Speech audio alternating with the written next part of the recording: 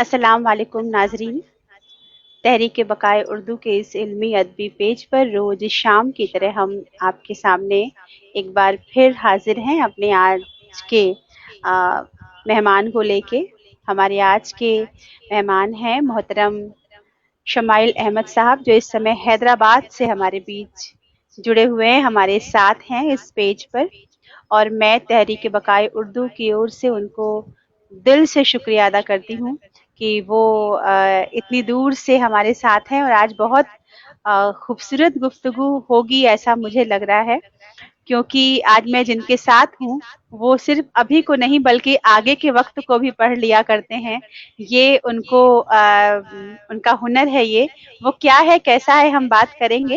लेकिन फिलहाल मैं अपने बीच हम सब के रिस्पेक्टेड अदीब हैं। आप उस्ताद हैं, अदीब हैं, बहुत ही बेहतरीन इंसान हैं और उर्दू की खिदमत में लगे हुए हैं।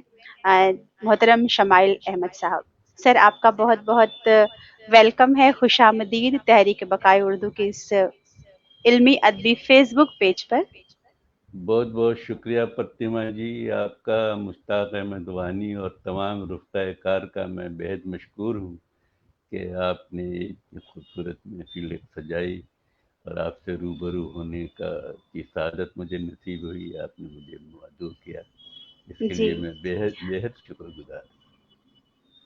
जी, और हम भी आपके बहुत शुक्रगुजार हैं सर कि आप बिल्कुल अ, इस बहुत ही खूबसूरत मुस्कुराहट के साथ जो हमें अंदर से ताकत दे रही है। और जी जिंदगी की कहते हैं ना, जिंदगी का पैगाम होती है। एक अदीब के चेहरे पर अगर इत्मीनान हो और उसके चेहरे पे एक मुस्कुराहट हो, तो मतलब ये पूरी इंसानियत के लिए बड़ा सुकून भरा पैगाम होता है कि अभी उम्मीदें बाकी हैं, ऊपर वालों वाले की नीचे जी, वालों से, और नीचे वालों की ऊपर वाले से ऊपर उम्मीदें वालों बाकी हैं अभी। से जी। बिल्कुल सही कहा आ, आपने। जी जी, मैं सर आपका एक बार फिर यहाँ पे इस्तकबाल करते हुए आज की बात का आगाज करती हूँ आपकी इजाजत से। पहला जी हमारा सवाल, क्योंकि हम लोग इस बातचीत को सिर्फ एक इंटरव्यू तक महदूद नहीं रखते हैं, हम इसको जी एक तरह से डॉक्यूमेंटेशन बनाते हैं उस शख्सियत का जिनसे हम बात कर रहे हों। तो जी सर हमारे जो कुछ मैसेजेस आएंगे वो कंट्रोल रूम आपको स्क्रीन पर देगा, आप उसको पढ़ भी सकते हैं उन सारे मैसेजेस को जो स्क्रीन पे दिखाई देंगे आपको। हमसे जनाब मोहम्मद इकबाल साहब, जनाब नासिर निसार अहमद साहब, जनाब हमीदुल्लाह खान साहब जुड़ चुके हैं, बहुत बहुत शुक्रिया आपका। और जो भी लोग हमें देख रहे हैं उनका शुक्रिया। सर इसको हम लोग एक डॉक्यूमेंटेशन के तौर पे रखते हैं, और आपकी जो सारी चीजें हैं, मतलब हमारी जो शख्सियात आती हैं हर शाम, उनके बारे में ऑथेंटिक डॉक्यूमेंटेशन, ताकि कभी आपके बारे में कोई कुछ जानना चाहे तो वो इस पेज को खोल के देख सके। तो पहले हम जाते हैं रिवर्स गियर लेके, गाड़ी को टाइम मशीन में बैठ के माजी की ओर सफर करते हैं। बहुत खूब। आपका इब्तिदाई जो भी सफरनामा था, आपकी जिंदगी, आपकी तालीम, आपका इल्मी अदबी शुरुआती सफर, तरबियत, फैमिली बैकग्राउंड, इस बारे में हमें आप प्लीज बताएं तफसील से। मैं रियासत बिहार के शहर भागलपुर में पैदा हुआ। जी। एक मजिस्ट्रेट के घराने में मैं पैदा हुआ और मैंने इंजीनियरिंग की तालीम हासिल की। मैं बहुत चाहता था ओ। आर्ट्स पढ़ना, फ़लसफ़ा पढ़ना, जी। लेकिन उस वक़्त इंजीनियर होना एक स्टेटस सिंबल था, बड़ी बात समझी जाती थी। तो मेरे वालिद ने मुझे मजबूर कर दिया इंजीनियरिंग पढ़ने के लिए। तो मैंने जी। साइंस की पढ़ाई की और इंजीनियरिंग की डिग्री हासिल की। अब रियासत बिहार के शोबे पब्लिक हेल्थ इंजीनियरिंग में मैं चीफ इंजीनियर के ओहदे तक पहुंचा, वहाँ से सुबुकदोश हुआ। तो ये तो मेरी ज़िंदगी है। लिखने का शौक़ मुझे बचपन से था। मेरी पहली कहानी उस वक्त शाया हुई थी जब मैं छठी जमात का तालिब इल्म था। उस अफसाने का नाम था चचा का तार। फिर दूसरी कहानी जब मैं सन बलूग को पहुंचा, जब हमारी उम्र थी 17 साल, तो एक अफसाना मैंने चांद का दाग लिखा, जो एक अदबी रसाले सनम में, जिसके मुदीर वहाब अशरफी और शीन मुजफ्फरपुरी थे, उन्होंने शाया किया। لیکن وہ افسانہ پڑھ کر میرے والد بہت بے چین ہوئے، وہ آنگن میں ٹہلنے لگے، ان کی نیند اڑ گئی، مجھ سے بہت ناراض ہوئے۔ تو اس میں تھا کیا کہ وہ ایک عورت کی کہانی تھی جس کو اولاد نہیں تھی، لیکن اچانک وہ حاملہ ہوتی ہے اور اس کو ایک بچہ پیدا ہوتا ہے۔ تو سر بچے آپ کی کی جو عمر اس دادی، سمے کیا رہی ہوگی جب آپ نے یہ کہانی لکھی؟ میری عمر 17 سال، میں آئی سی کا طالب علم تھا اس وقت۔ اچھا تو اس سر، کو آپ کا جو مائک بچہ، تھوڑا دور ہے، تھوڑا سا مائک کو پاس کر لیجیے گا اپنے، آپ کا یہ مائک یہاں پہ تھوڑا سا، مائک آپ کا جو یہاں پہ ہے نا اس طرف، اس کو تھوڑا اور منہ کے پاس کر لیجیے جی۔ مائک تو نظر آپ ہی کے نہیں ہیڈ آ رہا فون میں، بچوں آپ کی۔ کے ہیڈ فون میں ہی لگا ہے، آپ کے ہیڈ فون میں مائک ہے۔ اچھا اچھا ہاں جی، اچھا، یہ جو ہاں جی مائک جی ہے، جی جی جی جی ہاں، بتائیے اس کو تھوڑا پاس کر جی آپ وہاں سے دیکھ رہی ہیں اور میں نہیں دیکھ تو پا رہا ہوں، بتائیے۔ جی جی جی جی ہاں تو میں کیا کہہ رہا تھا، بھول گیا محترمہ۔ جی، آپ نے افسانہ لکھا اور آپ کے والد صاحب پریشان ہو کے والد صاحب ٹہلنے لگے بہت، ہاں، تو اس میں کیا تھا کہ ایک عورت تھی، اس کو اولاد نہیں تھی، لیکن اچانک ایک دن حاملہ جی ہوتی ہے وہ، اور اس کو ایک بچہ پیدا ہوتا ہے، تو بچے کی دادی بڑی خوش ہوتی ہے، بچے کو لے کے اس کے باپ کے پاس، اپنے بیٹے کے پاس آتی ہے کہ دیکھو کتنا خوبصورت بچہ ہے، ہمارے آنگن میں چاند اتر آیا۔ بیٹا کہتا ہے کہ اماں یہ چاند نہیں، چاند کا داغ ہے۔ اور بیٹا، تب میرا جملہ ہے کہ اور شوکت میاں نے دیکھا کہ بنجر زمین پر الیاس میاں ہل چلا رہے ہیں، یہ میرا جملہ تھا، یعنی یہ بچہ الیاس کا تھا، شوکت کا نہیں تھا۔ تو والد بہت، ہوں ان کو فکر ہوئی کہ یہ سب کیا اٹھ پٹانگ اس عمر میں یہ لکھ رہا ہے، اس طرح سے لکھ رہا ہے۔ تو جی جو جو بات میری سمجھ میں آئی وہ یہ کہ میری تحریر کسی کو بے چین کرتی ہے، اس لیے مجھے لکھنا ہوں چاہیے، اور ایسی نفسیاتی کہانیاں ہی مجھے لکھنی چاہیے۔ اس وقت میں نے یہ فیصلہ کیا۔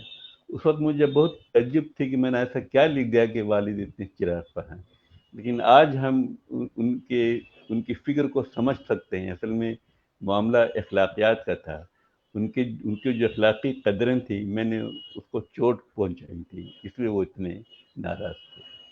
اس کے بعد پھر لکھنے کا سلسلہ شروع ہو گیا۔ پھر جب انجینئرنگ کالج میں داخلہ ہوا تو میں نے ایک کہانی بگولے لکھی، اور رہ کے ہم نے بس بس ادبی سفر میرا شروع ہو گیا، اور میرے اب تک 5 افسانے مجموعے شائع ہوئے ہیں، 4 ناول جی شائع ہوا ہے، ایک جی سوانحی کولاج بھی شائع ہوا ہے، اے دل آوارہ، تنقید کی جی ایک کتاب بھی شائع ہوئی ہے، اور کچھ میں نے تراجم بھی کیے ہیں، اور ادھر نیمرولوجی پر، یعنی انک جوتش پر، علم الاعداد پر میری جی ایک کتاب زیر اشاعت ہے، اس کا نام ہے کشف جی الاعداد۔ واہ، کیا بات ہے! سر آپ خود انک شاستر پہ، اور آپ ایک نجومی بھی ہیں جیسا کہ جی آپ نے مجھے بتایا تھا، یہ اپنا ایک الگ ہی ہنر ہوتا ہے جس پر جی کوئی یقین کرتا ہے، کوئی نہیں کرتا ہے، لیکن اس کا اثر جو ہونا ہوتا ہے وہ ہوتا ہی ہے۔ جی ایک سوال میں آپ سے کروں گی جو بہت ہی غیر ضروری سوال کہا جا سکتا ہے، لیکن چونکہ میں بھی کبھی کبھی کچھ لکھنے کی کوشش کرتی ہوں اور اپنے تصور کے جو کہتے ہیں نا اس کی ناؤ کو چھوڑ دیتی ہوں پانی کی سطح پہ، چاہے وہ کہیں بھی جائے، تو آپ جی اردو آج کے زمانے میں اس موجودہ دور کے سب سے اعلیٰ فکشن، اردو فکشن رائٹرز میں سے ایک مانے جاتے ہیں۔ 17 برس کی عمر میں آپ نے ایک ایسا افسانہ لکھا جس سے آپ کو جوڑ پانا خود آپ کے والد صاحب کے لیے مشکل ہو گیا ہوگا کہ آخر آپ کے دماغ میں یہ ساری باتیں کہاں سے آ رہی ہیں۔ ایک جی سوال میں کرنا چاہتی ہوں، فکشن رائٹنگ کے لیے ایک انسان کے اندر کیا خاصیت ہونا ضروری ہے؟ مطلب اوور تھنکر ہونا چاہیے اس کو، یا اس کی امیجنیشن بہت اسٹرانگ ہونی چاہیے، اس کے تصور، اس کے تخیل بہت کلیئر ہونے چاہیے؟ ایک فکشن رائٹنگ کے لیے کیا سب سے ضروری ہے جو ایک ادیب میں ہونا چاہیے؟ سب سے ضروری ہے اس کا حساس ہونا۔ اگر وہ حساس نہیں ہے، چھوٹی چھوٹی باتوں جی کی اہمیت کو نہیں محسوس کرتا ہے، تو وہ ہاں نہیں لکھ سکے گا۔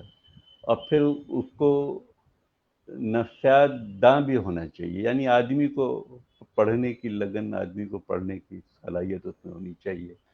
مشاہدہ ہونا چاہیے، زیادہ سے زیادہ وہ مشاہدہ کر سکے، لوگوں سے اس کا جی انٹریکشن ہو، اور وہ باتوں کو دل کی گہرائیوں میں محسوس کرے، اور اس کے اندر ایک بے چینی ہو، اس کے جی اظہار کی بے چینی.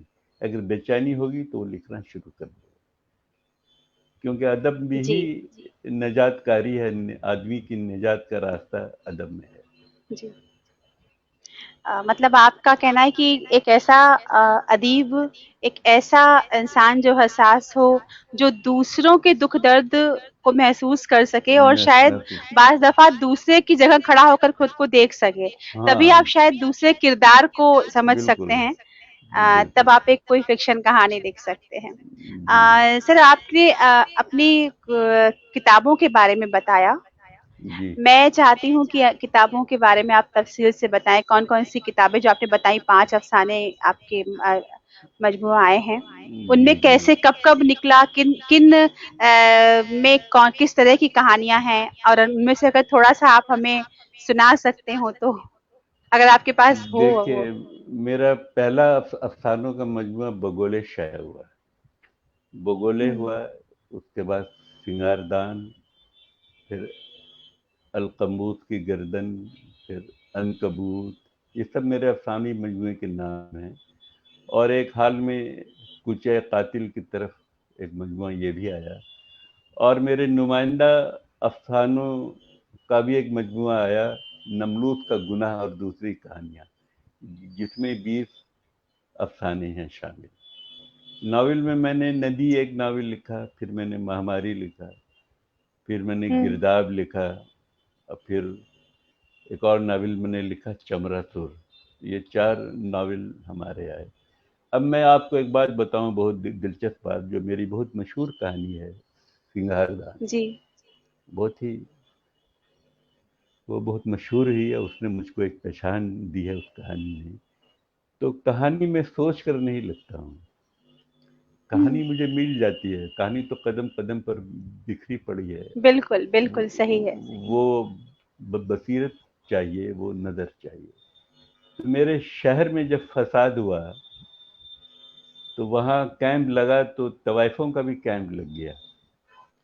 تو ہوں، میں وہ کیمپ دیکھنے گیا ہوا تھا. تو ایک طوائف تھی، نسیم جان، اس نے رو رو کر ہم سے کہا کہ میرا سنگاردان لوگ لوٹ کر لے گئے. یہی تو ایک چیز ہوتی ہے جس میں ہم لوگ بنتے ہیں، سنورتے ہیں، گاہکوں کو لبھاتے ہیں. اب وہ میرا موروثی سنگاردان تھا، بہت رو رہی تھی. تو اس کا بہت اثر ہوا ہم پہ. ہم نے کہا کہ میں احتجاج درج کروں گا تمہاری طرف سے. ہم لوگ اور کیا کر سکتے ہیں، لکھ کر ہی تو احتجاج درج کر سکتے ہیں. تو وہ افسانہ میں نے سنگاردان لکھا. لیکن اس واہ، سنگاردان میں جو ایک خاص بات یہ ہوئی کہ دیکھیے، کسی بھی تخلیق میں شعور سے زیادہ لاشعور کا حصہ ہوتا ہے. تو لاشعور کا حصہ اس طرح ہوتا ہے کہ آپ کے مشاہدے میں جو چیزیں آتی ہیں، آپ کا جو آپ کی روزمرہ کی جو زندگی ہے، آپ کا جو رویہ ہے، وہ باتیں جنہیں آپ دبا لیتے ہیں اپنے دل میں، اپنے ذہن میں، وہ لاشعور میں جا کر بیٹھ جاتی ہیں، اور لکھتے وقت وہ اثر انداز ہوتی ہیں، ان کا ایک دباؤ ہوتا ہے.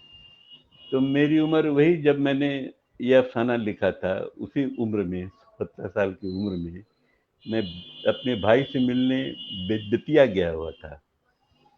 تو بیتیا میں رات ہو گئی، ٹرین رات کے 3 بجے اسٹیشن پر رکی. تو میں اس وقت اترا.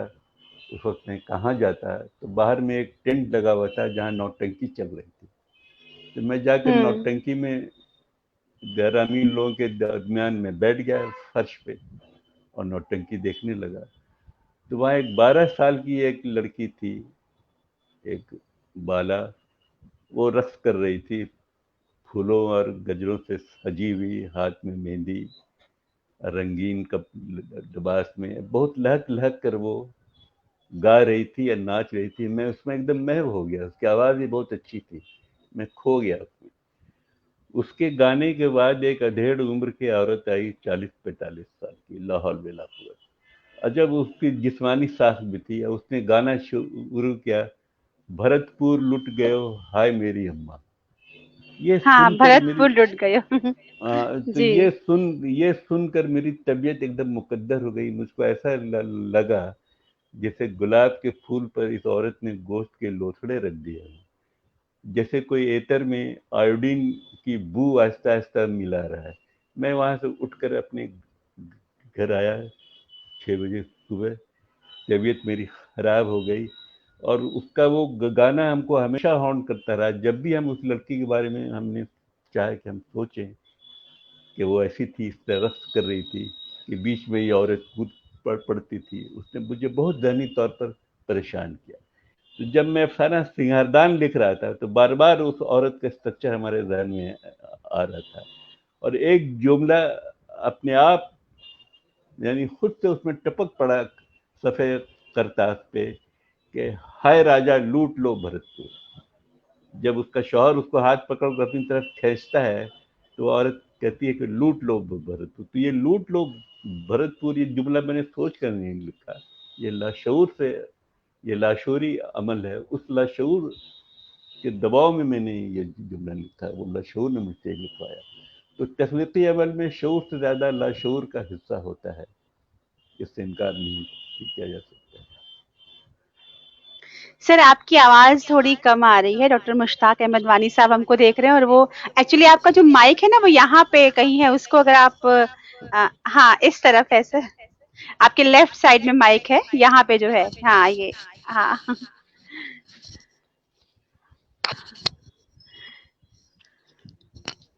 یہ تو یہیں پہ رہے ہمیں گا۔ اس وقت جی، تو اس کو بس تھوڑا سا ہاتھ سے ادھر رکھنا ہوگا تو جی جی جی جی اب ہاں ٹھیک اب آواز بھی آ برابر رہی آ رہی، ہے؟ جی اچھا اب برابر چلیے۔ آ رہی ہے سر۔ اس وقت ہم کو جناب رحمت اللہ سید صاحب، جناب ڈاکٹر مشتاق احمد وانی صاحب، جناب راشد نروا صاحب، محترمہ ڈاکٹر ولا جمال صاحبہ مصر سے دیکھ رہی ہیں، آپ کے علاوہ محترم محمد انعام برنی صاحب، محترم خورشید حیات صاحب ہمیں دیکھ رہے ہیں، ہم سے جڑے ہوئے ہیں، میرا جناب حمید اللہ خان صاحب، جی میرا محترمہ سلام روحی دوستوں جان، کو۔ جی میرے آپ کا سلام سب کو پہنچے جی تحریک جی کے ذریعے اور تحریک کی اور سے آپ کو ہم ان سب کا خلوص اور سلام پہنچاتے ہیں۔ اور جی آپ سے بات کرنا واقعی میں، کیونکہ سارے لوگ یہاں پہ لکھ بھی رہے ہیں کہ آپ کو نصابوں میں پڑھا ہے، آپ کے بارے میں اتنا سنا ہے، آج آپ کو لائیو دیکھنے سننے کا موقع مل رہا ہے، اور اس وقت کے آپ سب سے بڑے افسانہ نگاروں میں سے ایک ہیں، یہ سارے لوگ کہہ رہے ہیں۔ تو میں بھی سوچ رہی ہوں کہ میں کس ہمت سے آپ سے سوال کروں، کیونکہ آپ نے جتنا کچھ لکھا ہے اور جتنا کچھ آپ جانتے ہیں اسے آپ سے پوچھ پانا اور اب ہمارے ناظرین تک پہنچا پانا، یہ جو میری ذمہ داری ہے، میں اسے کوشش کر رہی ہوں کہ صحیح طریقے سے نبھا سکوں اور خود بھی آپ سے بہت کچھ جان سکوں۔ ایک سوال سر آپ سے پوچھا گیا ہے ایک ادیب کے طور پہ، ایک افسانہ نگار کے طور پہ، کہ آپ جب کہانی کوئی لکھتے ہیں، کوئی افسانہ لکھتے ہیں، تو آپ کس چیز کو ادھک توجہ دیتے ہیں، فن اور ٹیکنیک کو یا پھر موضوع اور مواد کو؟ دیکھیے ہم تکنیک کو زیادہ اہمیت دیتے ہیں۔ بات جی کیا ہے کہ ہم جو بھی لکھ رہے ہیں، ہم لوگ کوئی جی بھی کچھ نیا نہیں لکھ رہے ہیں، ہم اپنے آپ کو دہرا رہے ہیں۔ سب کچھ لکھا جا چکا ہے، جی مہابھارت، رامائن، بالکل شیکسپیئر کے ڈرامے، الف لیلا، بالکل کتھا ساگر، اور داستان کے بعد آپ نیا کیا لکھیے گا؟ کیونکہ نیا کیا آدمی لکھیں وہی گے، ہے، بالکل آدمی وہی ہے، سالہ سال سے بالکل آدمی نہیں بدلا، آدمی وہی ہے، اس کی محبت وہی ہے، اس کی حماقتیں وہی ہیں، اس کی شہوت وہی ہے، اس کا غصہ جذبات وہی ہے، وہی ہیں، اس کے احساس وہی ہے، جذبات بالکل وہی ہیں، احساس وہی ہیں، اس کی دہشت وہی ہے۔ تو ہم نیا کچھ نہیں جی لکھ سکتے۔ ہاں ہماری پیشکش نہیں ہو سکتی ہے، ہمارا جی، پرستوتیکرن جو ہے وہ جس کو ہماری ہم کہتے ہیں ہماری ٹریٹمنٹ ہاں ہماری ہاں تھیم کو لے کے، جی ہاں جی ٹریٹمنٹ وہ نئی چیز ہو سکتی ہے۔ تو اسی سے جی کوئی ادب پارا جو ہے فن پارا جی بنتا ہے۔ تو جہاں تک جی ٹیکنیک کا سوال ہے تو ٹیکنیک بھی بدلتی رہی ہے وقت کے ساتھ۔ اگر وقت میں جی کوئی انقلاب انگیز تبدیلی آتی ہے، کوئی تغیر آتا ہے، تو اس وقت جی افسانے کی فکشن کی تکنیک کو بدلنا پڑتا ہے، اب وہ خود بدل جاتی ہے۔ میں آپ کو ایک مثال دوں پاکستان کی، جب پاکستان میں مارشل لا امپوز ہوا تو وہاں جی علامتی کہانیوں کا دور شروع ہو گیا، اور ہوں وہاں کوپل جیسی کہانی لکھی انور سجاد نے علامت میں، انتظار حسین نے علامت نگاری شروع کی، کیونکہ براہ راست وہ ان سب باتوں کو جو فوج کا جو جبر تھا وہ نہیں لکھ سکتے تھے، کہ بہت سے جی اس میں مصلحت تھی، تو انہوں نے اپنی تکنیک کو بدلا اور علامتی تکنیک شروع کی۔ ہمارے یہاں ابھی جو ہم جس دور سے گزر رہے ہیں، یہاں ہر آدمی کا چہرہ لہو لہان ہے، ایک دہشت ہے، ایک خوف ہے، عدم تحفظ کے احساس سے ہم گزر رہے ہیں۔ ابھی جو جی پیچیدہ حالات ہیں، ان حالات کو ہم معمولی تکنیک سے یا روایتی تکنیک سے بیان نہیں کر سکتے۔ ہمیں ایک نئی جی زبان تلاشنی ہوگی، ایک نئی تکنیک تراشنی ہوگی، تبھی ہماری باتیں، ہماری کہانی کمیونیکیٹ کرے گی، نہیں تو نہیں کرے گی۔ تو جی تکنیک بہت ہی اہم چیز ہے۔ اب تکنیک بھی کئی طرح کی ہے، ایک تو راست بیانیہ ہے، اس میں آپ باتیں کرتے ہیں، پھر علامتی ہے، پھر تجریدی ہے، پھر ایک فوٹو تکنیک بھی ہے، اور پھر جی جادوئی حقیقت نگاری بھی ہے، میجک ریئلزم۔ تو یہ ساری تکنیک ہے، یہ موضوع پہ منحصر کرتا ہے کہ موضوع کس تکنیک کا انتخاب کرتا ہے۔ میں آپ کو ایک جی مثال میں آپ کو ایک دینا چاہوں گا۔ جی جادوئی حقیقت نگاری کی ایک مثال آپ لیجئے۔ جی یہ مارکیز کا جو مشہور ناول ہے 100 ایئرز آف سالیچیوڈ، جی تو تنہائی کے 100 سال، جی اس میں ایک عورت ہے، وہ اپنے کچن میں ہے، اس ہوں کا ایک بیٹا جلوس میں شامل ہوتا ہے، تو وہاں گولی چل جاتی ہے، بیٹے کو گولی لگ جاتی ہے، وہ مر جاتا ہے، اس کا خون سڑک پر ہوں بہنے لگتا ہے۔ اب ملن کنڈیرا لکھتے ہیں کہ خون کی وہ لکیر وہاں سے چلی، چلتے چلتے اس نے سڑک کو پار کیا، سڑک کو پار کرنے کے بعد پھر وہ گلی کی طرف مڑی، گلی میں آنے کے بعد وہ ایک دروازے کی دہلیز پر رکی، پھر اوپر چڑھی، اور چڑھتے چڑھتے وہ کچن میں گئی جہاں اس کی ماں کھانا بنا رہی۔ دس از جادوئی حقیقت نگاری، یہ کمیونیکیشن ہے، یعنی کہ ماں کو بالکل یہ بات کمیونیکیٹ ہوئی کہ تمہارا بیٹا مر گیا ہے، اس کا خون ہو گیا ہے، یہ خون کی ہوں لکیر سے مر کے اس کو بتا رہا ہے۔ تو یہ جادوئی جی حقیقت نگاری ہے، تو یہ بھی ایک ٹیکنیک ہے۔ جی فوٹو ٹیکنیک سے کام لیتے ہیں ملن کنڈیرا، اور ملن کنڈیرا کے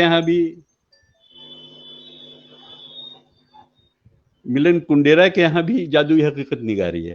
اب میں آپ کو ایک فوٹو ٹیکنیک کی ایک مثال پیش کرنا چاہوں گا۔ بالکل جی جی جی ملن کنڈیرا کا ایک ناول ہے امورلٹی، اس میں ایک پروفیسر کا کردار ہے جو دانشور ہے، کم بولتا ہے، اس کی ایک بیوی ہے ہوں جو بہت بولتی ہے، جیسی کہ بیویاں ہوتی ہیں بہت بولنے والی، تو وہ بھی بہت بولتی ہے، تو وہ ذرا تنگ آتا ہے، اس کی باتوں پہ بہت دھیان نہیں دیتا ہے، تو اس کی ایک اسٹینو ہے، تو اسٹینو کو پروفیسر ڈکٹیشن دے رہا ہے، تو ماں کہتی ہے اپنی بیٹی سے کہ دیکھ پاپا کیا کر رہے ہیں، اسٹینو آئی ہوئی ہے، وہ لوگ کیا کر رہے ہیں، تو بیٹی دیکھتی ہوں ہے ایک ستون کی اوڑ سے، تو اس کو اسٹینو نظر آتی ہے، باپ کا چہرہ نظر نہیں آتا ہے، تو اسٹینو اپنے چہرے پر ہلکی سی مسکراہٹ ہے، وہ اپنا لکھ رہی ہے۔ جب ڈکٹیشن ختم ہوا تو اسٹینو اٹھی اور جانے لگی، اور چلتے چلتے وہ دروازے کے پاس اسٹینو رکتی ہے، وہاں پہ کھڑی ہو جاتی ہے، وہاں سے مڑ کر پروفیسر کو مسکرا کے دیکھتی ہے اور ہاتھ اٹھا کے اس کو وش کرتی ہے، اس کے بعد وہ چلی جاتی ہے۔ اب ملن کنڈیرا کچھ نہیں لکھتے، ایک تصویر انہوں نے کھینچی، اب بات ہے ہٹلر کا ذکر ہے، یہاں کا واقعہ ہے، وہاں کا واقعہ ہے، 100 صفحات تک، اس کے بعد اچانک یہ پھر واقعہ، یہ پروفیسر آتا ہے، یہ پروفیسر بستر مرگ پر لیٹا ہے، ہاسپٹل میں، اسپتال میں ہے، अब वहाँ पे उसकी माँ भी बैठी उससे बात कर रही है, लेकिन प्रोफेसर कहता है कि हम अपनी बेटी से बात करना चाहते हैं, उसको तुम बुलाओ। उसकी बेटी आती है तो बड़ी मोहब्बत से उसका हाथ अपने हाथ में लेके उससे बात कर रहा है। माँ को एक जलन महसूस होती है, तो वो बेटी को एक काम बता देती है कि मेरे ऊन का गोला घर में छूट गया है, वो ले आओ। बेटी उठती है वहां से, उस समझ गई कि ये बाप के पास मुझे रहने देना नहीं चाहती, बाप से मुझे बात करने का मौका नहीं देना चाहती। वो जो उठती है तो वो उसी तरह चलती है जिस तरह स्टोनो चली थी, वही चाल चलते हुए वो दरवाजे के पास आकर उसी तरह रुकती है। अब पीछे मुड़ कर देखती है बाप की तरफ और हाथ उठाकर उसी अंदाज में विश करती है जिस अंदाज में स्टोनो ने उसको विश किया था। अब क्या बात। मिलन कुंडेरा लिखते हैं कि उसको विश करते हुए वो लड़की अपने दिल में कहती है कि मैं जानती हूं कि तुमने इस जमीन पे सिर्फ दो औरतों से मोहब्बत की, एक वो स्टेनो और दूसरी मैं। इस वक्त जबकि तुम्हारा आखिरी वक्त है, तुम बिस्तर मौत पे हो, तो वो स्टोनो तुम्हारे पास नहीं आ सकती, लेकिन मैं स्टोनो के रूप में उसका प्यार तुम्हें लौटा रही हूँ, उसी अंदाज में उसको विश करके। तो दिस इज फोटो टेक्निक। देखिए यहाँ भी एक तस्वीर उसने ली और दोनों का कोलाज किया, उसने कोलाज लाया। तो ये मिलन कुंडेरा की टेक्निक है। एक जमाने में ये समझा जाता था कि राइटर का इन्वॉल्वमेंट नहीं होना चाहिए, कहानी के बटन से हर चीज फूटनी चाहिए, कहानी क्या कह रही है। लेकिन अभी जो मगरिब में जो नावल लिखे जा रहे हैं उसकी जो टेक्निक है, क्योंकि मगरिब का जो नावल है वो 200-250 साल ये सिर्फ पुरानी है, हमारे यहाँ ये सिर्फ 100 साल या 125 साल हुए होंगे। तो वो जो आज लिख रहे हैं वो हम लोग शायद 50 साल या 100 साल के बाद लिखेंगे। आज राइटर का पूरी तरह से इन्वॉल्वमेंट है, पूरी तरह से इन्वॉल्वमेंट इस तरह से है कि उन नावलों में आप देखेंगे कि वो फैक्ट को फिक्शन में इस तरह गड़बड़ कर देते हैं कि फिक्शन फैक्ट मालूम होता है और फैक्ट फिक्शन मालूम होता है। मिसाल के तौर पर मिलन कुंडेरा जब किसी कैरेक्टर का बयान करता है तो वो रास्ते में एक गोश्त पोस्ट का हकीकी किरदार भी ले आएगा बयानिया के रास्ते में। वो हिटलर का जिक्र करेगा, हिटलर था ऐसा, उसकी ये खसूसियत थी, उसने इस तरह जंगें लड़ी। अब वो बयान करते करते फिर अचानक अपने कैरेक्टर को इंट्रोड्यूस कर देगा। तो पढ़ते हुए ऐसा लगता है, पढ़ते हुए तो पहले कारी हिटलर में खो गया एक हकीकी किरदार में कि वो एक हकीकत है, एक गोश्त पोस्ट का शख्स था। अब तो उसके साथ ये एक किरदार जो आ गया तो उसको लगता है कि ये भी एक हकीकी किरदार है हिटलर की तरह। इस तरह फैक्ट और फिक्शन आपस में गड़बड़ हो जाते हैं, ये उनकी टेक्निक है। तो बस सब कुछ टेक्निक है। सर एक सवाल इसी आपकी इन बातों से एक सवाल मेरा आपसे निकलता है, आपसे पूछने के लिए कि आप एक फिक्शन राइटर हैं और सारे लोग एक आवाज में ये बात कह रहे हैं कि इस सदी के सबसे बड़े फिक्शन राइटर्स की सबसे बड़ी आवाज इस समय तहरीक के इस पेज पे है, और बहुत ही हमारे लिए ये एजाज की बात है और बहुत कुछ सीखने का ये लम्हा है। क्योंकि मैं भी कभी-कभी अफसाने जैसा लिखने की कोशिश करती हूँ, अब वो होता नहीं है, ये अलग बात है। कोशिश करती हूँ, कभी आधा, कभी अधूरा ऐसे। तो कुछ चीज़ें मैं अपनी तरफ से पूछूँगी, शायद बाकी लोगों के भी काम वो आ जाए आपका जवाब। एक तो सवाल ये है कि कहे जाते हैं कि फिक्शन राइटर हैं, लेकिन लिखते वक़्त अभी आपने एक एग्ज़ाम्पल दे भी दिया। दरअसल फिक्शन राइटिंग में सच का कितना हिस्सा होता है?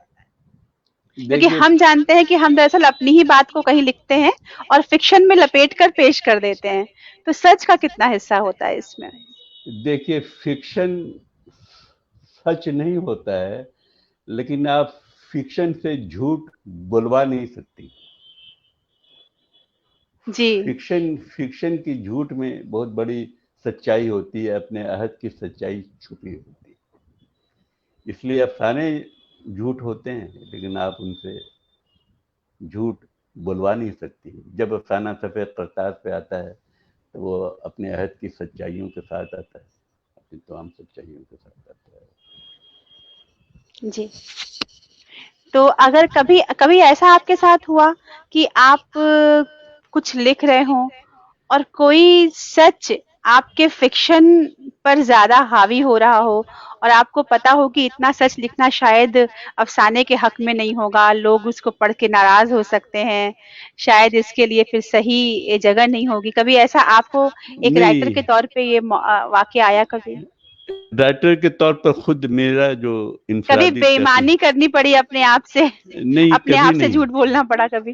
میں جی نے کبھی میں نے کبھی اپنے آپ سے جھوٹ بولنے کی کوشش بھی نہیں کی، جھوٹ کا سہارا ہم نے جی نہیں لیا. اسی لیے میں نے اب جو اپنی سوانحیات لکھی ہے دل آوارہ، اس میں ہم نے اپنے جی ایوب کا بھی ذکر کیا ہے. میری جو خامیاں ہیں، میرے اندر جو جی برائیاں ہیں، وہ میں نے کھل کر وہ بیان کیا ہے، اس میں سچ بولنے کی کوشش کی ہے. ادیب ہمیشہ سچ جی بولتا ہے، ادیب کبھی جھوٹ بول ہی نہیں سکتا. ہاں، اس کی ذاتی زندگی خراب ہو سکتی ہے، ہو سکتا ہے کہ وہ پرسنل لائف میں بہت ہی عجیب و غریب آدمی ہو، اکثر ایسا ہوا ہے، لیکن وہ اپنی تحریر میں بہت ایماندار ہوتا ہے اور بہت مخلص ہوتا ہے. لیکن ایک سوال سر، ایک اور ہے، ایمانداری اور سچ کبھی کبھی لوگوں کو ناراض بھی کر دیتی ہے. تو جب آپ ناراض لکھ رہے کرتے ہیں. ہوتے ہیں، یعنی ایک ادیب لکھ رہا ہوتا ہے، تو ادیب کے سامنے کون ہوتا ہے؟ وہ کس کے لیے لکھتا ہے؟ اپنے لیے یا اپنے پڑھنے والوں کے لیے، یا صرف ایک جیسے آپ نے کہا کہ ادب کو آگے بڑھانے کے لیے، کنٹریبیوشن کرنے کے لیے؟ دیکھیے، وہ اس اپنے کا مقصد درد، کیا ہے لکھنے کا؟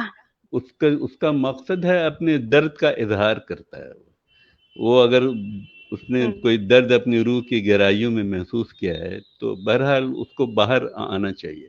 یا تو روزمرہ کی ہوں زندگی میں وہ آئے، یا جو ہماری عادتیں جو ہیں، ہمارے اطوار جو ہیں، ان میں وہ آئے. ایک ادیب کے لیے سب سے اچھا یہ ہے کہ وہ لکھنے کے لیے بیٹھے، اور وہ اس کا اظہار جب کرتا ہے تو ایمانداری کے ساتھ وہ اظہار کرتا ہے. اس میں وہ ہوں مرچ مسالہ ملاتا ہے، لیکن جو ایسنس ہے اس کے ایسنس میں سچائی کی خوشبو ہوتی ہے. جھوٹ جی جھوٹ تو وہ لکھتا ہے، لیکن اس کی تحریر سے آپ جھوٹ بلوا نہیں سکتے، وہ سچ ہوتا ہے.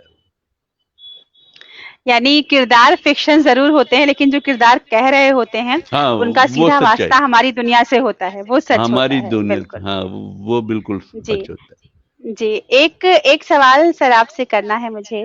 کبھی ہے. جی، کبھی میں نے سنا ہے کہ جب آپ کوئی افسانہ لکھ رہے ہوتے ہیں تو شروع تو اپنے من سے کرتے ہیں، لیکن جہاں آپ لکھنا شروع کر دیتے ہیں پھر اس افسانے کے کردار آپ کا ہاتھ پکڑ کے آپ سے لکھوانے لگتے ہیں، آپ کو بالکل. گھمانے لگتے ہیں، آپ کو بھرمانے لگتے ہیں. کبھی ایسا ہوا کہ آپ کچھ لکھتے لکھتے آپ کرداروں میں الجھ گئے ہوں، کوئی کہانی رک گئی ہو، اٹک گئی ہو، آپ پریشان ہوئے ہوں اسے پورا کرنے کے لیے، جس کہانی کے کرداروں نے آپ کو بہت الجھا دیا ہو؟ ایسا اکثر ہوا ہے ہمارے ساتھ، اور ایسا ہوتا ہے جی کہ آپ نے جب ایک کردار کو جنم دیا تو اس کو آزادی دینی ہوگی کہ وہ اپنی چال چلے. دیکھیے، جی تخلیق کار اور خدا میں کوئی فرق نہیں ہے. خدا بھی تخلیق کرتا جی ہے، بالکل. ادیب بھی جی تخلیق کرتا ہے. خدا جی جب چاہے کسی کو زندہ کر دے یا مار دے. کسی کو جی ادیب بھی بالکل. ادیب بھی ادیب بھی جب چاہے اپنے کردار کو مار دے یا کچھ کر دے، لیکن ایسا جی نہیں ہے. جی یہ ادیب کے بس میں نہیں ہے، اور یہ خدا کے بس میں بھی نہیں ہے. اگر خدا ہاں کے بس میں بھی ہوتا ہے کہ اپنے بندوں کو سنوار سکتا ہے تو دنیا اتنی بری ہوں نہیں ہوتی. ایک بار جنم بری دینے نہیں کے بعد ہوتی. بالکل ایک بار جنم دینے بالکل. کے بعد تو وہ اپنی راہ سے چلے گا. وہی ادب میں بھی ہے، ہم جب کسی کردار کو جنم دیتے ہیں تو ہم اپنی مرضی سے اس کو مار نہیں سکتے یا اس کو اچھا نہیں بنا سکتے. اگر وہ اچھا ہے جی تو ہے. دیکھیے، ہوتا ہے کیا ہے کہ آدمی اچھا پیدا ہوتا ہے، اچھا بن نہیں سکتا ہے. دونوں میں فرق ہے. کیا بات ہے. اچھا ہوں بننے کی کوشش اس کو ہپوکریٹ بناتی ہے کہ وہ اندر سے کچھ ہوتا ہے، اب باہر سے وہ کچھ ہوتا ہے، ہوں اس کے اندر ہوں ہپوکریسی آتی ہے. تو ادیب کے جو ہوں کردار ہوتے ہیں وہ بھی ایسے ہی ہوتے ہیں. ادیب کا اس پر کوئی اختیار نہیں، وہ اپنی چال چلے گا. جو بیج ادیب نے بو دیا، جو سنسکار اس میں ڈال دیے، اس کے مطابق اس کی چال ہوگی. ہمارے ساتھ اکثر ہوا ہے. جو یہ ناول گرداب لکھتے وقت، جب میں ناول گرداب لکھ رہا تھا تو اس کی ہیروئن سے مجھے محبت ہو گئی. وہ اس قدر ایثار اور جذبہ ہے اس کے اندر، اتنی محبت سے بھری ہوئی ہے، اتنی اچھی عورت ہے وہ، کہ ہم نہیں जी। चाहते थे कि उसका बुरा हशर हो, लेकिन मेरा हीरो जो हम्म। था वो सैडिस्ट है, वो सादियत पसंद है, वो तो वो उसको टॉर्चर हाँ। करता रहता है। मैंने बहुत चाहा कि नहीं टॉर्चर के, लेकिन वो उसको टॉर्चर करता रहा और आखिर में तो उसको मार ही दिया बिल्कुल। तो ये तो मेरे साथ ये और अदीप गुजरा अदीप है। कुछ नहीं कर पाया। आदि कुछ नहीं कर पाया। और कभी कभी, और देखिए कभी कभी क्या होता है कि कारी पे इसका बड़ा असर होता है। एग्जाम्पल के लिए मैं आपको कहूँ, आर्थर कॉनन डॉयल का जो कैरेक्टर है शर्लक होम्स, तो आर्थर हम्म। कॉनन डॉयल ने कहा कि बहुत हुआ, इतना सीरियल मैंने लिखा, अब छोड़ो हटाओ, अब इसको मार देते। तो उसने अपने एक सीरियल में आर्थर कॉनन डॉयल ने शर्लक होम्स को मार दिया, वो मर गया। जनाब हंगामा हो गया, इंग्लैंड की सड़कों पर जुलूस निकल गया, लाखों की तादाद में लोग आए, बोले कि उसको जिंदा करो, उसको क्यों मारा। और उसने फिर उसको लिखना पड़ा, रीराइट करना पड़ा, उसको उसको जिंदा करना पड़ा। तो ये लगाव हो जाता है एक कारी का कैरेक्टर के साथ, एक किरदार के साथ। मेरे नावल महामारी में हम्म। एक किरदार है ढांचू, जो सूफी किस्म का आदमी है। वो मैंने एक हिंदी के अदीब को वो अपनी किताब भेजी थी, जब वो हिंदी में शाया हुआ, तो उसने हमको फोन किया। अब बहुत डांटा उसने हमको, हम्म। कहा कि इतना अच्छा नावल था वो, इतना अच्छा कैरेक्टर, तुमने क्यों उसको मारा, तुम बेवकूफ हो, तुम कातिल हो, तुम बहुत ही बदमाश किस्म के आदमी मालूम होते हो, तुम खबीस हो। यानी इस तरह वो इस तरह वो नाराज हुआ जैसे मैंने उसकी औलाद का कत्ल कर दिया हो। तो ये हाँ, मजबूरी तो होती है अदीब के साथ। जी। सर एक सवाल और है। अफ़साना जी लिख जी लिया गया, सारे किरदारों को पकड़ के उनको अपने वश में करके कैसे भी अफ़साना ख़त्म किया अदीब ने। जी। अब सवाल ये उठता है कि अफ़साना कैसा है? अफ़साना अच्छा है या ख़राब है? ये कौन डिसाइड करता है? अदीब, पढ़ने वाला या फिर तनकीद निगार?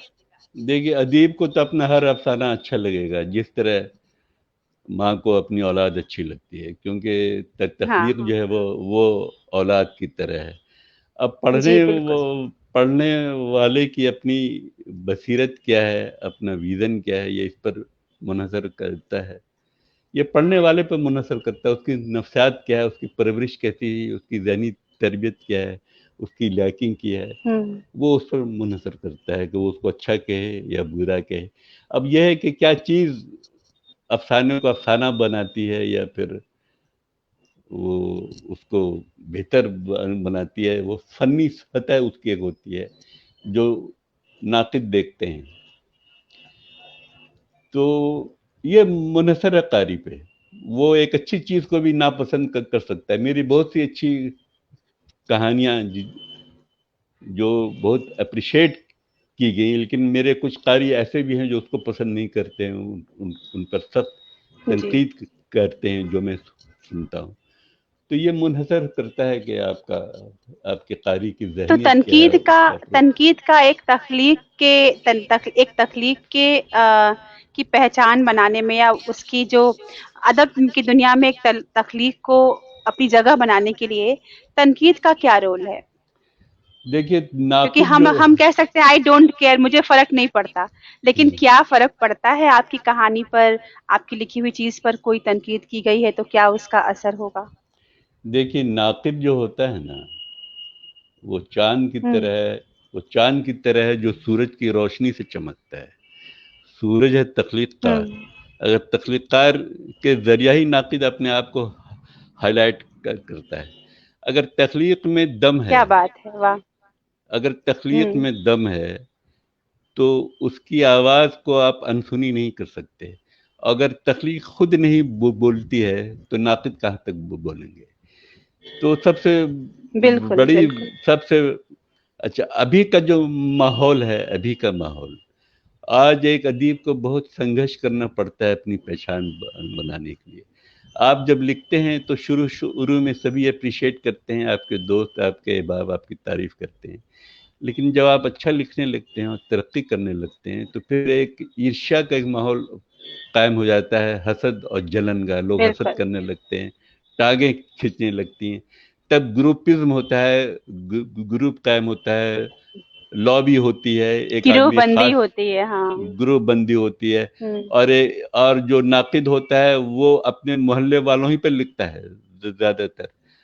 एक नाकिद जिससे हमारी कोई जान पहचान नहीं है, कोई राब्ता नहीं है, वो कभी मुझ पर नहीं लिखेगा, नामुमकिन है। वो उसी वक्त लिखेगा जबकि मैं उसकी खुशामद करूं या उससे बातें करूं या उसके कुछ तोहफे तोहफ दूं, तभी वो लिख सकता है। इसलिए आज की जो तनकीद है वो बेअसर तनकीद है, वाहियात है, फालतू। जी। जी, बिल्कुल सही बात है। और ये कभी-कभी बहुत सोचने की बात होती है कि चाहे अगर आपकी किसी तख्लीक को आप चाहते हैं कि कोई तनकीद करे, लेकिन जब तक आप किसी गिरोह में शामिल नहीं हैं, शायद आपकी तख्लीक को वहाँ पे पहचाना ही ना जाए और हाँ आपको सिरे से खारिज कर बिल्कुल, दिया जाए। हाँ जी। तो खारिज हुँ। करना भी एक रिस्पॉन्स है। मैं तो ये कहता हूँ कि हाँ, तुम हाँ। मुझको खारिज ही करो, लेकिन रिस्पॉन्स करो। अदीब को रिस्पॉन्स सही बात है। अदीब को रिस्पॉन्स मिलना चाहिए, चाहे पॉजिटिव हो या निगेटिव रिस्पॉन्स हो। मंटो का बिल्कुल। बहुत निगेटिव रिस्पॉन्स मिला, लेकिन मंटो की इज्जत से बचना भी मुश्किल था। जी, जी। तो और एक एक शेर है सर, बेशक, हाँ, बेशक अ, अ, एक शेर है कि बेशक मेरे नसीब पे रख अपना इख्तियार, जी लेकिन तू हाँ या ना में कोई फैसला तो दे। जी हाँ, बहुत खूब। मैंने ये कब कहा कि मेरे हक में हो जवाब, लेकिन खामोश क्यों है, कोई फैसला तो दे। बहुत तो खूब, मेरे बहुत। हक में जवाब हो न हो, चलिए, हाँ लेकिन हाँ, आप खारिज ही कर रहे हैं, कम से कम ये कह दें कि खारिज किया। हाँ यही बहुत हाँ, है, तो खारिज करना भी एक बहुत कम से कम रिस्पॉन्स है। आपने पढ़ा होगा तब खारिज किया होगा। जी, हाँ बिल्कुल। अच्छा, आजकल तो लोग बगैर हाँ। पढ़े खारिज भी करते हैं और बगैर पढ़े तारीफ भी करते हैं। पसंद भी, हाँ जी। ये पसंद भी बगैर आजकल के पढ़े जमाने करते में ये बहुत, जी बिल्कुल, बिना पढ़े वो तनकीद भी कर देते हैं, बिना पढ़े वो तारीफ भी करते हैं और खारिज भी करते हैं। हैं। जी एक सवाल है, प्रोफेसर इरफान नादिर साहब ने पूछा है कि जदीद और माबाद जदीद के बारे में भी कुछ वजाहत करें। देखिए, जदीद जदीद क्या है? जदीदियत की जो तहरीक चली, वो तरक्की पसंद अदब का एक तरह से रद्द अमल था। लेकिन आदमी की जो नजात है वो तख्लीक कारी में है, ये जदीदियत कहता है। जदीदियत में जी। समाज की जगह, तरक्की पसंद अदब में समाज था, जदीदियत में समाज की जगह फर्द ने ले ली। फर्द की रात की तन्हाई, तन्हाई का कर्ब का इजहार, ये जदीदियत हुई।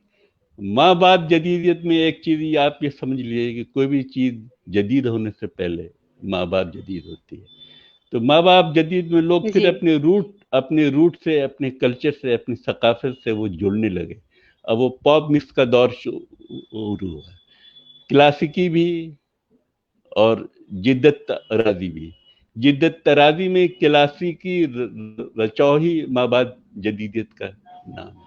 और माँ बाप जदीदियत के खसूसियत डिसेंट्रलाइजेशन, यानी मरकज से जी। दूर हटो, मरकज से दूर।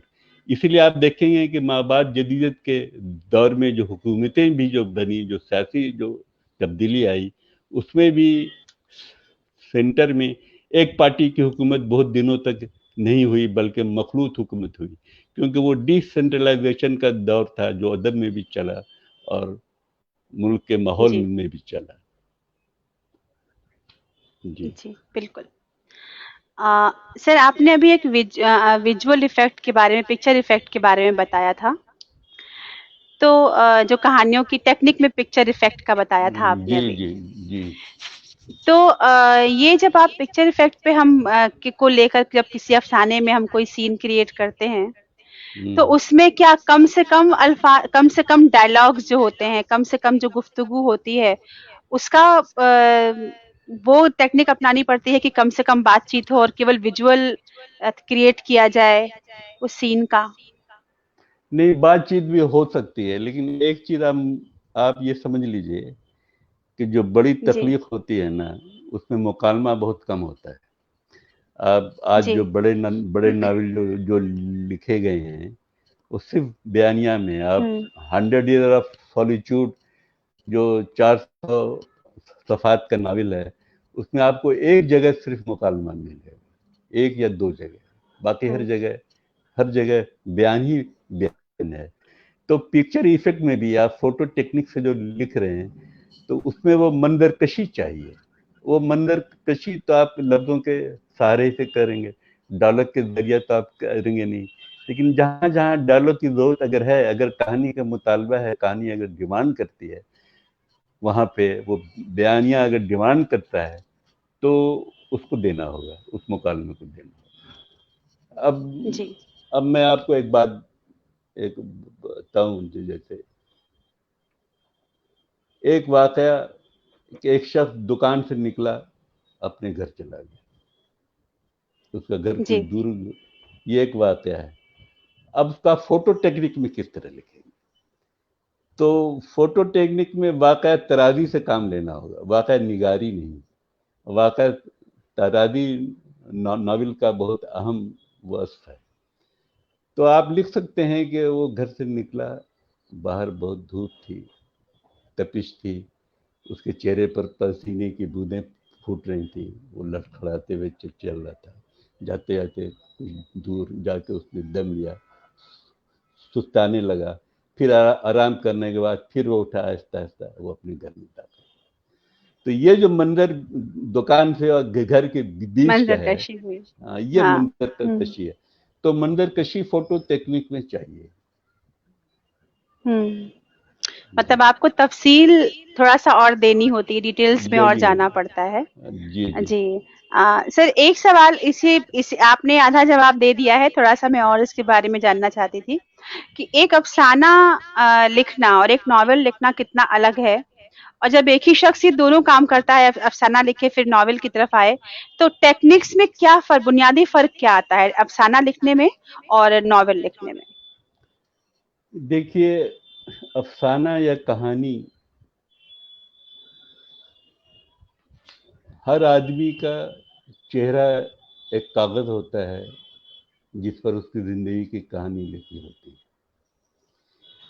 اس کاغذ کے 1000 رنگ ہوتے ہیں. یہ کبھی آنسوؤں سے بھیگا ہوتا ہے, کبھی قہقہوں میں ڈوبا ہوتا ہے, کبھی روشنی جی یہاں ہالہ سا بنتی ہے, کبھی تیرگی یہاں ناخن چبھوتی ہے, کبھی یہاں پھول کھلتے جی ہیں, کبھی کانٹے اگتے ہیں, کبھی تتلیاں رقص جی کرتی ہیں, کبھی سانپ سر آتے ہیں. ایک ادیب کی نظر جب اس کاغذ پہ پڑتی ہے تو وہ کسی ایک رنگ کا انتخاب کرتا ہے تو وہ کہانی ہوتی ہے, اور مختلف رنگوں کو ملانے کی کوشش کرتا ہے تو وہ ناول ہوتا ہے. اور ناول تمام ہوتا ہے. واہ اور, کیا بات اور, ہے. اور تمام رنگوں کو سمیٹنے کی کوشش مہا بیانیہ کو جنم دیتی ہے. تو آپ ناول, آپ افسانے کو یا کہانی کو اس طرح کہہ سکتے ہیں کہ کہانی زندگی کا ایک جز ہے, جبکہ ناول مکمل زندگی ہے. یعنی کیا بات ہے, کہانی افسانہ, بہت آسانی سے سمجھا دیا آپ نے. جی سر. جی it is life of bread. یہ ایک جی لائف ہے کہانی, جبکہ مکمل بریڈ ہے جی ناول. تو جی جی افسانے کا جو قصہ ہے, افسانے کا قصہ ہے وہ اختصار کے ساتھ پیش کرنے کا فن ہے, جو ایک ہی نشست میں ختم ہو جائے, لیکن جس میں وحدت تاثر کا ہونا ضروری ہے. افسانے میں کوئی ایک واقعہ ہوگا, کوئی ایک ذہنی کیفیت, کوئی ایک جذبہ, کوئی ایک مقصد جس کو ادیب پیش کرتا ہے, لیکن افسانے میں وہ اپنے آپ میں اس میں کلیت ہوگی, وہ اپنے آپ میں ایک کل ہوگا, لیکن اس کا ایک واحد اثر ہوگا. ناول میں جو واقعات ہیں, ناول میں جو قصہ ہے, وہ واقعات کے ارتقائی سلسلے کا نتیجہ ہوتا ہے قصہ. وہاں جو واقعات کی تہیں ہوتی ہیں, واقعات جو ڈیولپ ہو رہے ہیں آہستہ آہستہ, اور قصے سے جو قصہ نکل رہا ہے وہ اس میں وہ چیز ہوتی ہے. تو ناول اور افسانے کی ٹیکنیک میں بہت فرق تو ہے نہیں. جس طرح آپ افسانہ لکھتے ہیں اس طرح آپ ناول لکھ سکتے ہیں, لیکن اس میں زیادہ کردار ہوتے ہیں تو ان کے ساتھ بھی انصاف کرنا ہوتا ہے, واقعات راضی سے کام لے لینا ہوتا ہے, کردار نگاری سے کام لینا ہوتا ہے. ٹیکنیک میں جی بہت زیادہ فرق نہیں ہے, آپ کوئی بھی ٹیکنیک استعمال کیجئے, لیکن ناول افسانے میں تاثر کی وحدت ہوگی. ناول میں بہت سارے تاثرات ایک ساتھ کام کرتے ہیں. جی بالکل. اور افسانے میں مکالموں کی کیا اہمیت ہوتی ہے؟ مکالمے کی اہمیت بھی تو کافی ہے. مکالمے سے کہانی کمیونیکیٹ ہوتی ہے. اصل چیز ہے کمیونیکیشن. اگر کہانی کمیونیکیٹ نہیں کرتی ہے تو وہ کہانی نہیں ہے. کہانی اگر تفصیل کی جی ناکامی کا شکار ہو جاتی ہے تو وہ کہانی نہیں ہے. اس لیے آپ اگر تجریدی پیرائے اظہار بھی کرتے ہیں تو بھی کہانی کو کمیونیکیٹ کرنا چاہیے. تو مکالمے سے کہانی جی کمیونیکیٹ ہوتی ہے. کچھ لوگ مکالمے سے جی. کچھ لوگ کیا کرتے ہیں کہ جناب ناول حمید اللہ خان صاحب کا یہ سوال تھا. ہاں جی بہت اچھا سوال ہے ان کا. اور کچھ لوگ کیا جی کرتے جی ہیں کہ مکالمے کے سہارے اپنی کہانی کو, ناول کی کہانی کو آگے بڑھاتے ہیں. 20-25 صفحات تک صرف جی مکالمے چل رہے ہیں, جیسے ہیمنگ وے کرتا تھا. آپ ہیمنگ وے کے اگر ناول پڑھیں گے, For Whom the Bell Tolls یا کوئی بھی ناول, تو اس میں مکالمے کی بھرمار ہوگی. لیکن جو بڑی تخلیق ہوتی ہے اس میں مکالمہ نہیں ہوتا ہے. خود ہیمنگ وے کا اولڈ مین اینڈ دی سی جو ہے اس میں مکالمہ بہت کم ہے, اس میں بیانیہ ہے زیادہ. لیکن مارکیز کا آپ ناول پڑھیں, آپ کافکا کے آپ ناول پڑھیں, آپ سارترے کے آپ ناول پڑھیں, آپ کامو کے آپ ناول پڑھیں, اس میں مکالمہ آپ کو بہت کم ملے گا. وہ بیان میں کہانی چلتی ہے. بیان تو اصل تو پالکی رکھاتی ہے ادیب کی بیان کرنے میں. آپ کس طرح بیان کرتے ہیں اس کو, اس میں نفسیات, درون بینی, تصویر کشی, منظر نگاری اور اس کے تمام جمالیات کے ساتھ, اور اس کو ان پہلوؤں کو مضمر کرتے ہوئے جو آپ بیان کرتے ہیں, وہ اصل چیز ہے. جی. اور ناول میں منظر کشی لازمی ہے. وہ افسانے میں بھی لازمی ہے. منظر کشی وغیرہ جی تو جز لانفق ہیں, یہ تو بہت ہی یعنی کہ اہم چیزیں ہیں. اس کے بغیر تو فن پارا نہیں ہوگا, تخلیق نہیں ہوگی. جی جی جی بالکل بالکل. یہ سارے سوالات بھی آپ کے پاس آتے جا رہے ہیں, میں بس پڑھ رہی ہوں. جناب شابہ شاذلی صاحبہ ہم کو دیکھ رہی ہیں نیوزی لینڈ سے. محترمہ شابہ شاذلی صاحبہ, جناب شہباز مرزا صاحب, جناب فیضان احمد صاحب, محترمہ تمنا پروین صاحبہ, جناب صغیر قریشی صاحب, جناب رفیق انجم صاحب, جناب محمد مدثر صاحب, یہ سارے لوگ ہمیں دیکھ رہے ہیں. اور عرفان عارف صاحب کہہ رہے ہیں کہ 70 اور 80 کے درمیان لوگوں کا یہ ماننا ہے کہ کہانیاں کہیں گم ہو گئی تھیں, کہانیوں کا لکھا جانا, پڑھا جانا کہیں گم ہو گیا تھا. کیا یہ سچ ہے؟ اگر ہاں تو کیوں؟ یہ سچ ہے یہ, لیکن 70 اور 80 کے بیچ میں نہیں. 70 سے تو کہانی واپس لوٹی ہے. 60 جی کے عشرے میں, 60 اور 70 کے بیچ میں کہانی بے چہرگی کا شکار ہوئی. کہانی سے کردار جی غائب ہو گئے, چہرے غائب ہو گئے, ہوں صرف محسوسات کی کہانی لکھی جانے لگی. یعنی کہ فریکشن آف اے سیکنڈ میں ایک فرد جو محسوس کرتا ہے اس کی بھی کہانی ہو سکتی ہے. اور اس کا بہت امپیکٹ ہوا, اس لیے کہ جی وہ جدیدیت کا دور تھا. اس دور میں چونکہ سماج کی جگہ فرد نے لے لی ہے, فرد کی ذات نے, اور ذات کا کرب, تو اس کرب کا اظہار ہی اس وقت کا شیوا تھا. اس وقت اس طرح کی کہانیاں جی لکھی گئی. جی. سر آپ کبھی گروہ بندی کا شکار ہوئے؟ نہیں, ہم کبھی نہیں شکار ہوئے, لیکن دوسرے گروہ میرا شکار کرنا چاہتے ہیں, لیکن میں شکار نہیں ہوتا. جی اچھا, ایک سوال بہت ضروری ہے اور میں آپ سے جاننا چاہتی ہوں, بہت لوگ شاید یہ جاننا چاہتے ہیں.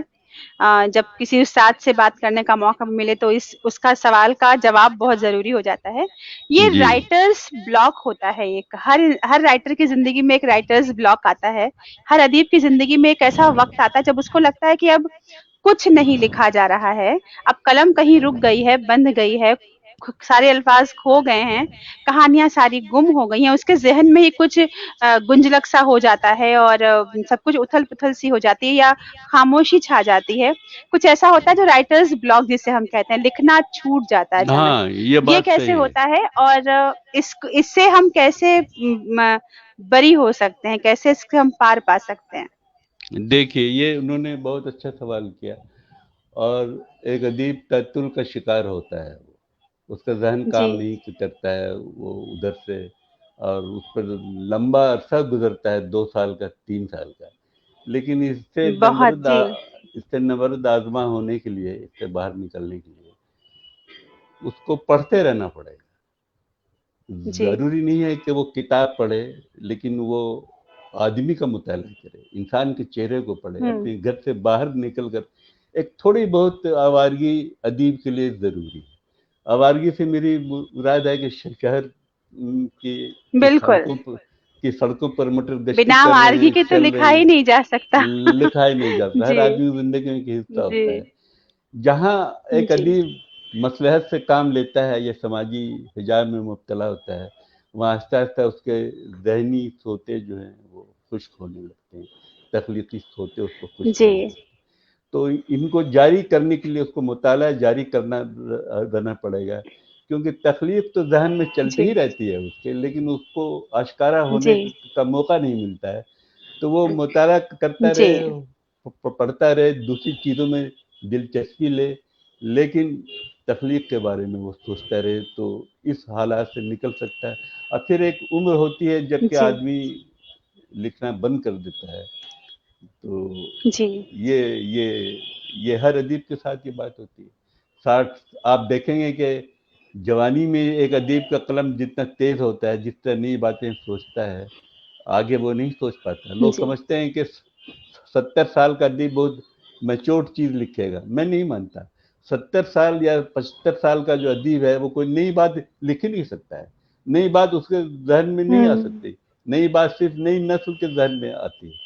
इसलिए मैं नए लड़कों के साथ ज्यादा रहता हूँ कि उनसे कुछ सीख सकूं, कुछ उनसे मालूम कर सकूं। जी, इसलिए अगर कुछ सीखना है जी, तो नए लड़कों के साथ रहना होगा, नए लोगों के साथ। जी।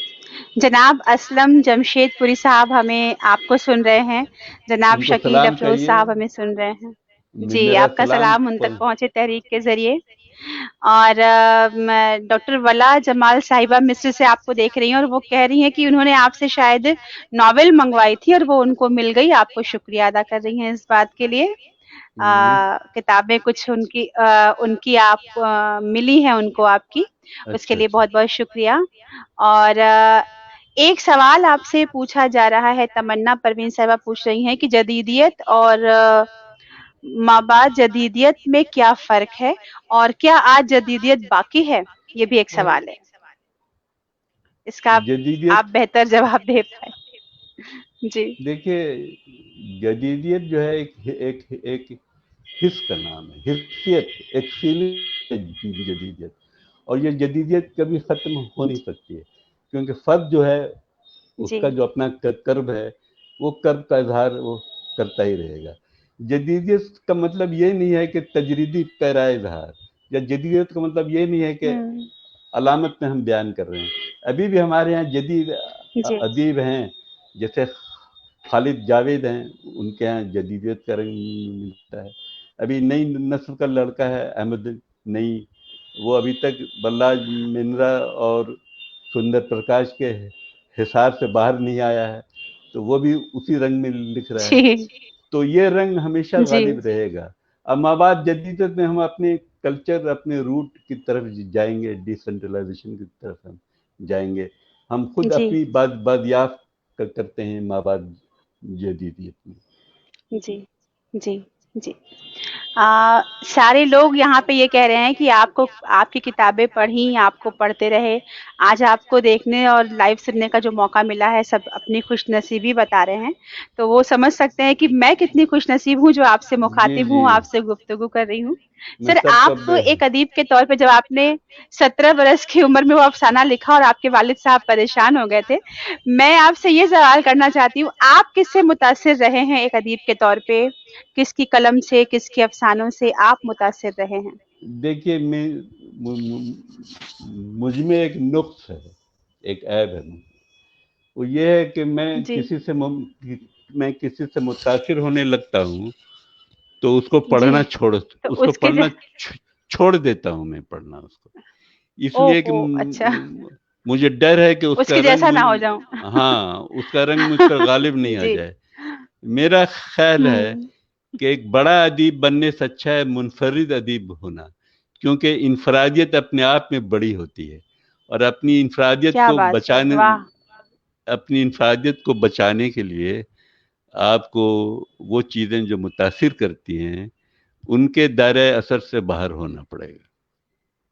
क्या बात है! वाह! इसलिए क्या बात है! लेकिन लेकिन ये जवाब बहुत जी, जी सर, जी।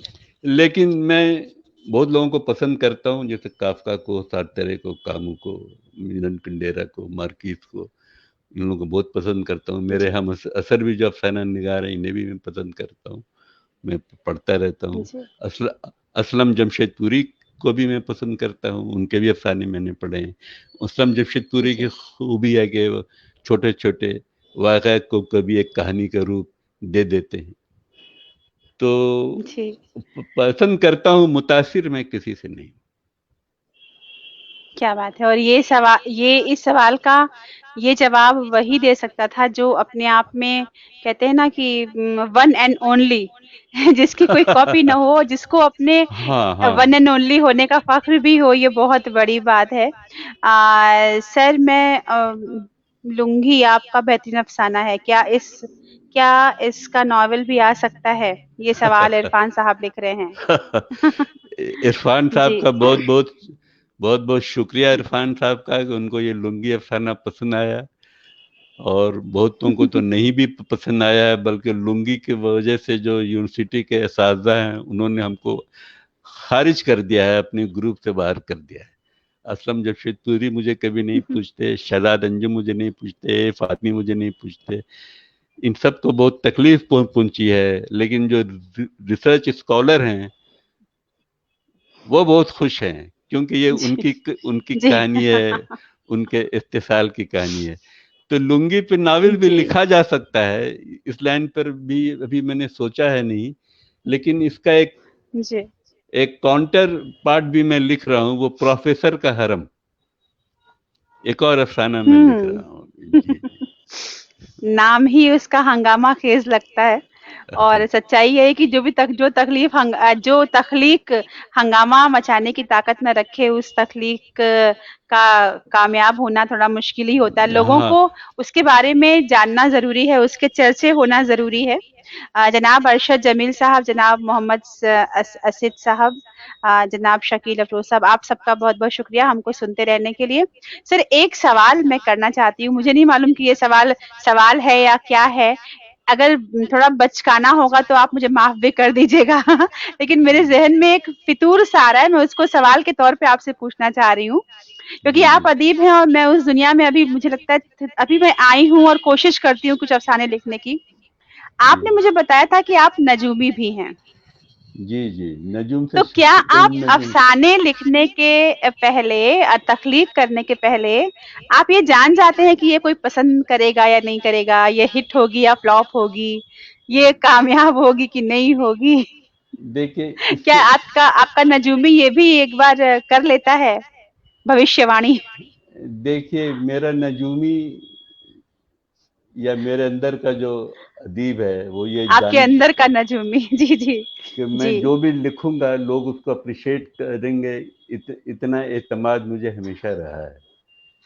और जहाँ तक जी, नजूमी का हाँ। सवाल है, तो ये तो नजूमी आपकी कलम पे ये आपका रहा होगा। जी, जी। जी, अब नजूमी से तो कलम मुझे पे ये यकीन। अब अगर मुझे अपने नजूमी से कोई काम लेना है तो मैं ये पूछ सकता हूँ कि बताओ शमोइल अहमद को अवार्ड कब मिलेगा। ये मैं नजूमी से पूछ सकता हूँ। तो नजूमी हमसे कहेगा तो कि इस तरह के सवाल के जवाब देता है कि नहीं वो नजूमी? वो कहता है कि सितारे भी तुम्हारे नहीं कुछ कुछ कह सकते, तुम जाओ किसी खास लॉबी में जाके शामिल हो जाओ। जब तक लॉबीज नहीं करोगे कोई अवार्ड नहीं मिलेगा। तो तो ये सूरत हाल है। मतलब वो नजूमी भी बहुत खरा खरा बोलता है, वो नजूमी भी बहुत वो सच बोलता है। हाँ, बहुत सच आ, बोल।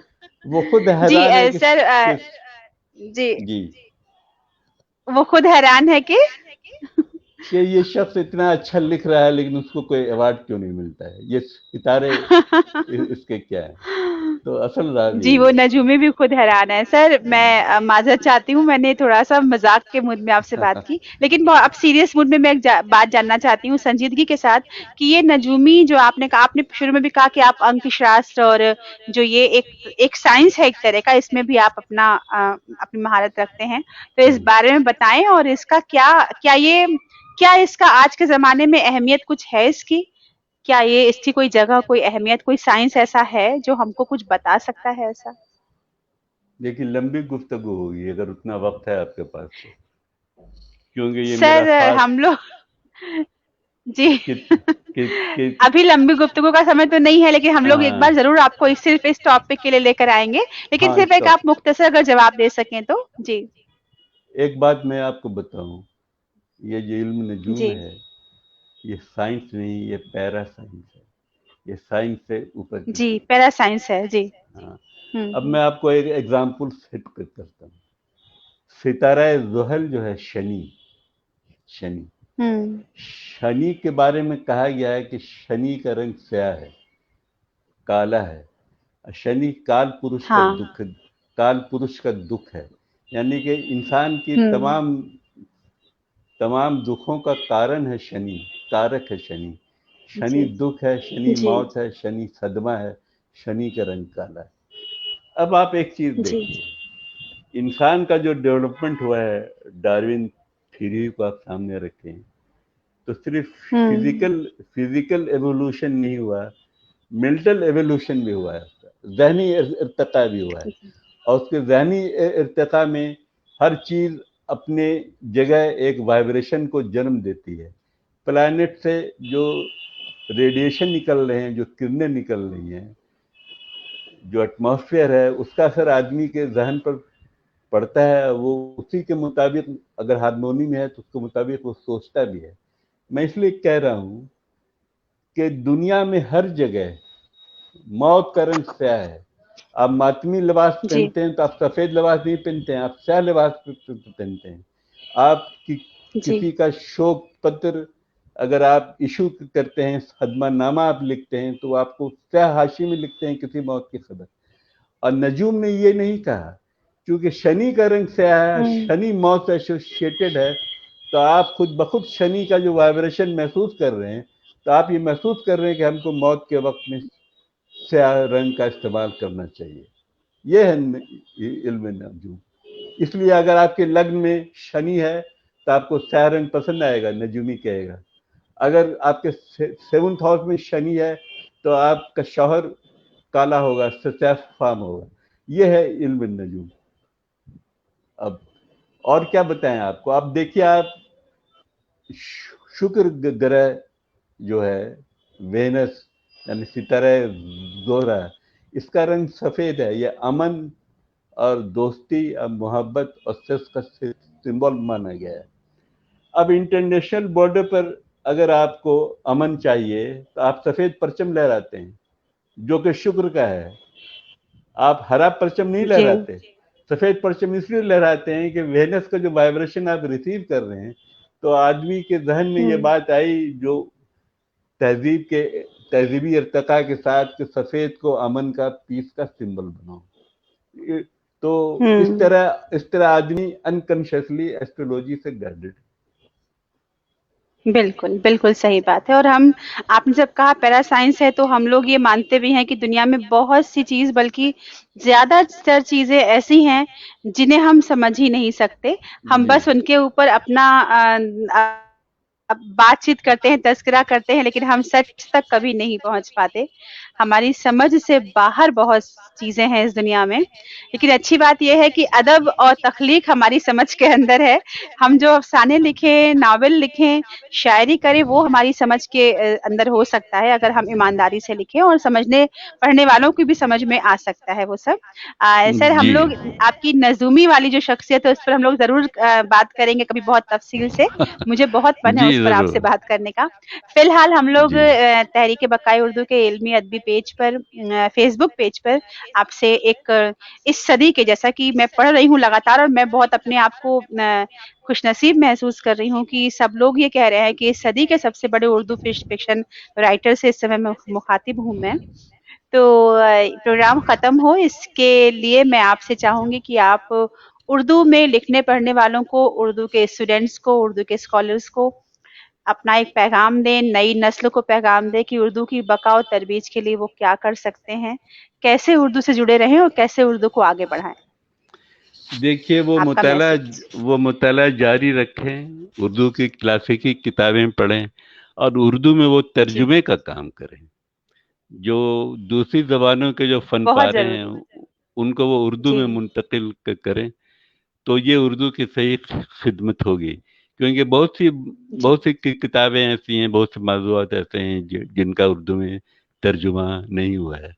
तो उन्हें खोज खोज कर जी, उन क्लासिक चीज़ों को उर्दू में तर्जुमा करना चाहिए। और जो इल्मी अदारे हैं, जो सरकारी अदारे हैं, उनसे भी हमारी दरख्वास्त है कि वो तर्जुमे के लिए एक खास फंड का अलॉटमेंट करें, एक मख्तस करें।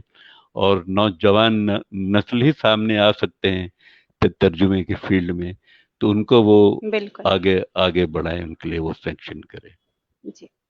ये बहुत बड़ी, बहुत ज़रूरी, बहुत अहम बात आपने कही सर, क्योंकि हर बार ये बात होती है कि जब हम ये कहते हैं कि उर्दू में साइंस नहीं है, उर्दू में बहुत सारी चीज़ें नहीं हैं, तो फिर ये कहा जाता है कि अगर आप उर्दू के हैं और आप कहते हैं कि उर्दू में ये चीज़ें नहीं हैं, तो ज़िम्मेदारी आपके ऊपर होती है कि आप तर्जुमा करें और उन चीज़ों को उर्दू में लाएँ, ताकि आगे आने वाले लोग ये ना कहें कि उर्दू में कुछ मौजूद नहीं है।